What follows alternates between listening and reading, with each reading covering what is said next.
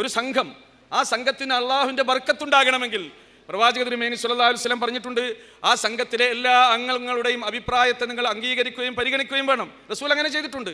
ഉദാഹരണമായി ബദർ യുദ്ധം നടക്കുന്ന സന്ദർഭത്തിൽ റസൂൽ കരീം സ്വല്ലല്ലാഹു അലൈഹി വസല്ലമയും അനുചരന്മാരും അവർ ബദറിൻ്റെ താഴ്വരയിൽ അവർ ടെൻ്റടിച്ച ആ സന്ദർഭത്തിൽ റസൂൽ കരീം സ്വല്ലല്ലാഹു അലൈഹി വസല്ലമയുടെ നിർദ്ദേശപ്രകാരം ബദറിൻ്റെ താഴ്വരയിൽ ഒരു ചെരുവിൽ അവർ ടെൻ്റടിച്ചു.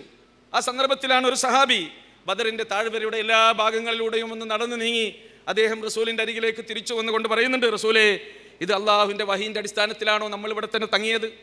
ഇവിടെ തന്നെ നിൽക്കണമെന്ന് അള്ളാഹിൻ്റെ വല്ല നിർദ്ദേശങ്ങളുമുണ്ടോ? റസൂൽ പറഞ്ഞു, ഇല്ല, എനിക്ക് തോന്നി, അതുകൊണ്ട് ഞാൻ ഇവിടെ ടെൻ്റടിച്ചു. അപ്പോൾ അദ്ദേഹം ചില നിർദ്ദേശങ്ങൾ മുന്നോട്ട് വെക്കുകയാണ്, റസൂലേ, നാം ഈ ചെരുവിൽ നിന്ന് അങ്ങേ ചെരുവിലേക്ക് മാറി നമ്മൾ ടെൻ്റടിക്കുകയാണെങ്കിൽ അവിടെ നമുക്ക് അടുത്ത് തന്നെ വെള്ളമുണ്ട്.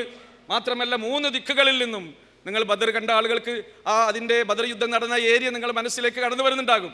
3 ദിക്കുകളിലൂടെയും ശത്രുക്കൾ വരുന്നത് കാണാൻ ഈ പ്രദേശത്ത് നമ്മൾ കഴിയും.